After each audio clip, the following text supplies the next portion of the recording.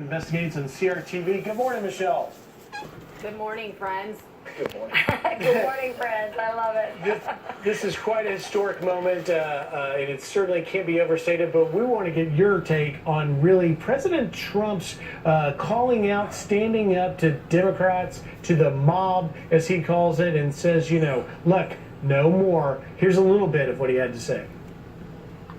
You don't hand matches to an arsonist, and you don't give power to an angry left-wing mob, and that's what they've become. The Democrats have become too extreme and too dangerous to govern. Republicans believe in the rule of law, not the rule of the mob. Michelle? That line was the line of the night. It was the line of the year.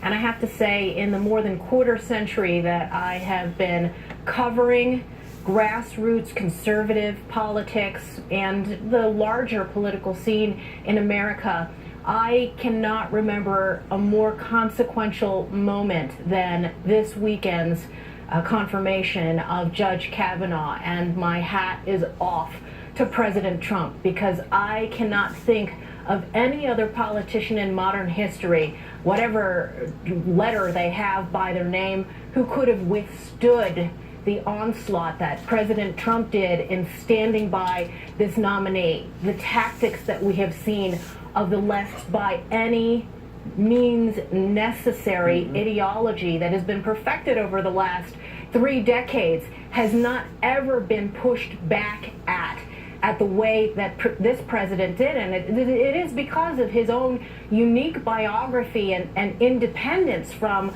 the Beltway establishment that allowed this moment to happen. Michelle, you've had your pulse on the base for so long. This is something that's always frustrated you about Republicans, that they always crumble, that they always get weak-kneed when they hear sexist, homophobic, misogynist, racist.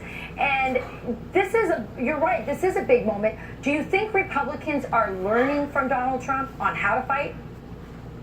They better be. And I think that we saw some of the Beltway Senate Republicans more emboldened than we've ever seen them before. And the contrast between the rule of law and rule of mob it really is the ultimate theme of the midterms leading up until 2020. And it is probably the most unifying theme that we have been able to define over these years. Because whether you're an economic conservative, more of a libertarian, or a social conservative, this is the bedrock unifying principle that is going to drive people to the polls. It's not just about the rule of law and the rule of the mob. It's about reason versus rage, and in large part seeing how the Democrats have not only overreached but also over-screeched. It's really about whether you choose to live in an America that embraces peace and prosperity, or these pink hats and profound profanity and, yes, insanity. Yeah, well said. That's the speechwriter coming out in me. You can take those lines. No, you're like watching a live speechwriter. It's fantastic. So well said. But it was a circus, and there was a lot of screeching, and we want to look forward because the court is now a 5-4 constitutionally conservative majority. However, yes, you say there's some things we need to look into as well about this process. Yes, I called this week for a serious investigation of the Senate Democrat wrecking machine. Even in the wake of this victory, there are still a lot of unanswered questions about who on the Judiciary Senate committee among those Democrats were handing out the Senate gallery passes like Pez candy to the likes of Linda Sarsour and Piper Parabo and the hundreds of people who were interrupting the Senate Judiciary hearings from minute one, day one, second one of the hearings. And I think that there should be an investigation of the protest orchestration as well as those leaky leaks, and ultimately the accuser procurement machine that I believe existed between the Senate Judiciary Committee, I believe Senator Dianne Feinstein's office, and all of these Soros satellite groups that obviously were doing this for months and months in advance of the late hits that failed. Well, it's not even a guess, Michelle, because we saw Sir Cory Booker, openly encouraging them to behave that way. Let me get you to one other thing, because I think this is really interesting, and that is you have a message for all the mama bears concerned about their sons. What's that about? I do. You know, I have joked that for my son's upcoming 15th birthday that I should buy him a body cam. And there's a very serious message here about protecting our boys. And I have a boy and a girl. And I believe that my girl is pretty well off because, you know, you've got all of these radical feminists on these college campuses. Griff, you mentioned that you're doing the college visit tour. I just sent my daughter off to college earlier this summer. And there's plenty of resources for them. But what about our boys? And, you know, short of having them wear body cams, they have to be very, very cognizant of the fact that these kinds of false allegations of rape or sexual assault ruin lives every day. You have to be careful about who you associate with, and you have to know that you cannot simply trust that your good name and good character is not going to be ruined in a second by people who have a lot of incentives to lie, whether it's political or financial, revenge.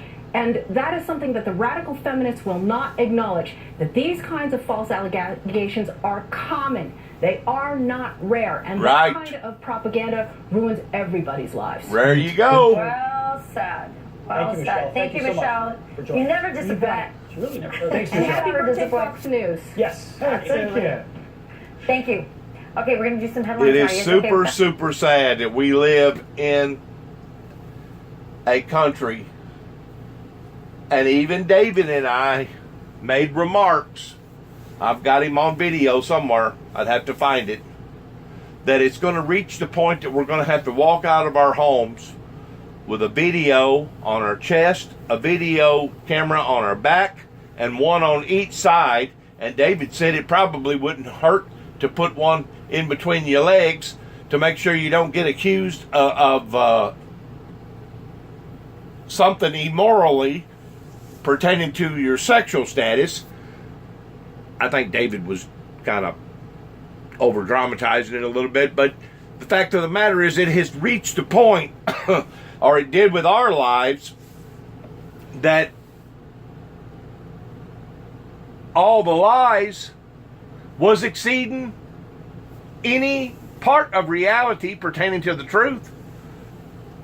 And we do have a president that is willing to stand in the corner and fight for those who are honest, for those who has some bit of integrity about themselves, and for those who are being abused and taken advantage of. We do have a president that can see through the riffraff, the darkened, smoking mirror. He can see through it to see where this is all heading, or trying to head off into, which is a group of people that are mean-spirited, that are possessed in some sort of demonic form of trying to rule over the good people. Just like what did actually go on with the judge and the doctor. If you ask me, it was just a big smoke screen. It was something to get our minds off of where we should have been and put our minds on something else pertaining to a diversion that was created by the devil and the devil's people.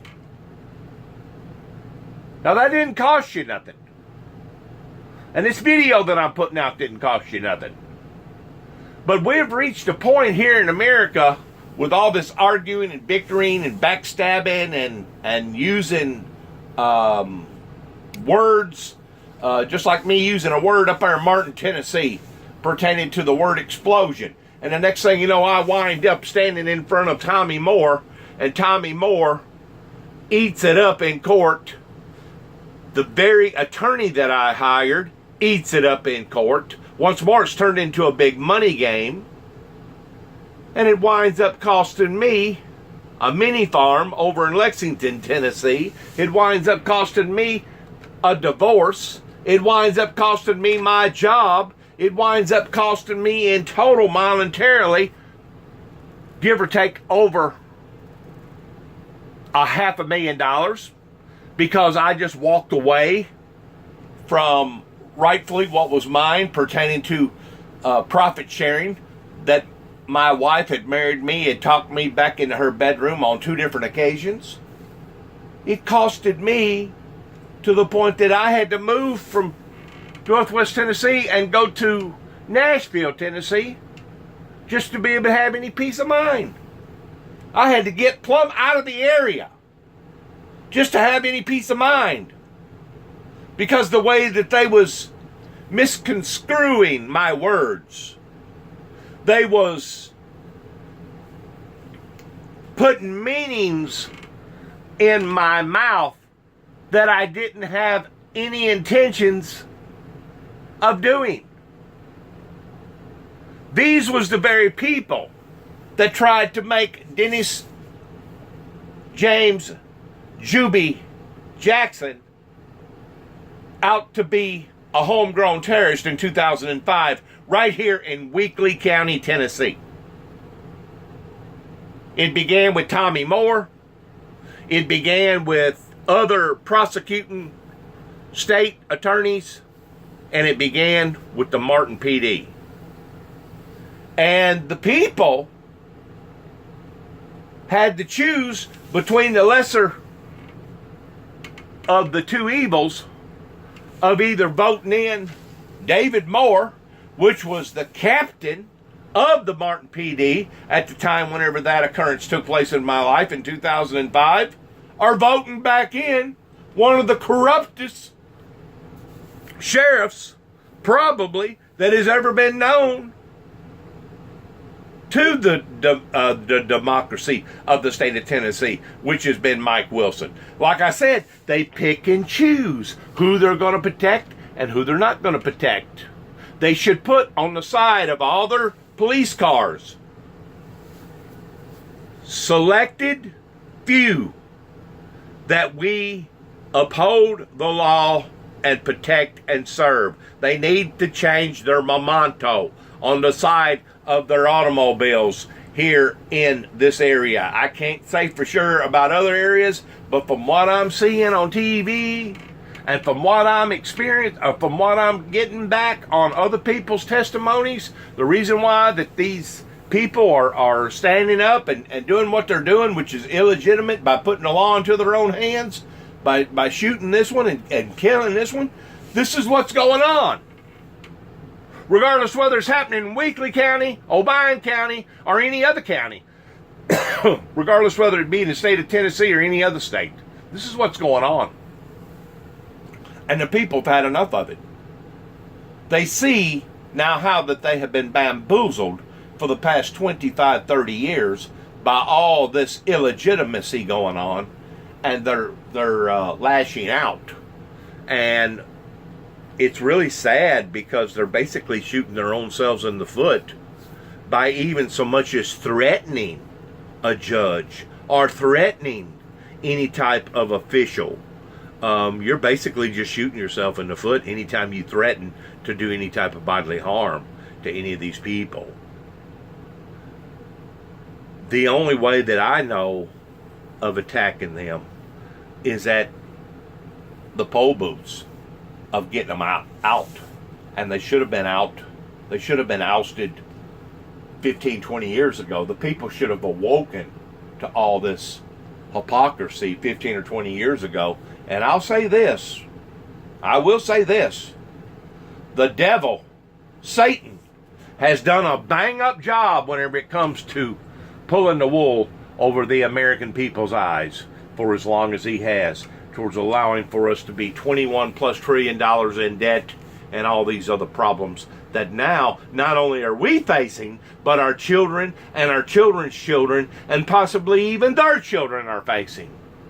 It has taken this before the majority of the American people has finally awakened and said enough is enough of this type of insanity.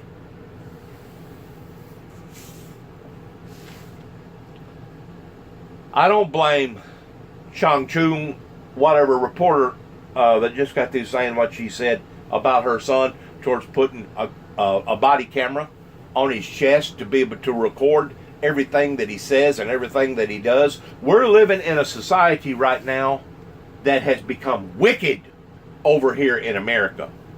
I can't speak about Canada. I can't speak about Russia. I can't speak about Australia or Greenland or Ireland or England or some of the other places, because I've never lived over there. I've never been over there. But whenever it comes to the underhandedness and the underminedness that has reached a critical point here in America, I've never seen it like it is right now.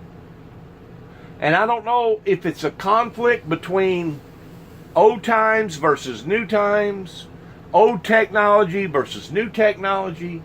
I don't know if it's a conflict between the Democrats versus the Republicans. I commit and dedicate the conflict of it being good versus evil, evil versus good. It's a spiritual warfare conflict between the good people and the bad people, and it begins at the foot of the cross. It begins at the heart of man, towards humanity being messed up over here with all this ungodliness that we have been subjected to. And now the ugly beast, the ugliness of the beast, is now sticking its ugly head out, and we're seeing the consequences of it.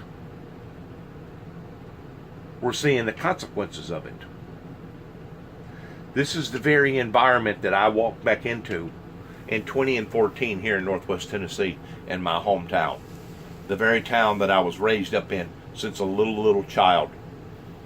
This is what David and I had to deal with on a day-to-day, everyday basis, right here in Northwest Tennessee, of the people that was supposed to have been taking care of us and protecting us, wound up turning against us.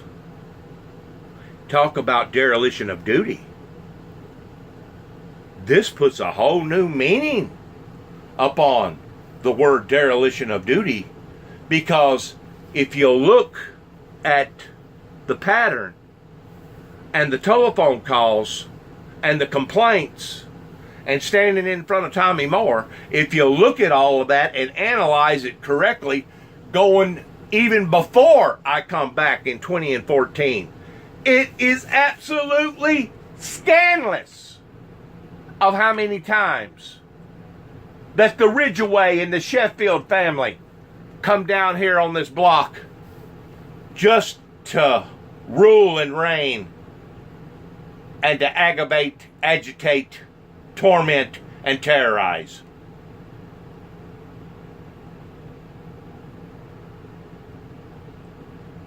I've never seen a society, and David was speaking of this a day before he died, because I interviewed him right here in back of the house. We have never seen a society that is so turned upside down. What used to be considered good is now considered bad. What used to be considered bad is now considered good. Who has done this? What has done this? Who has the ability to do this? I rest my case. In Jesus' name, thus saith the Lord.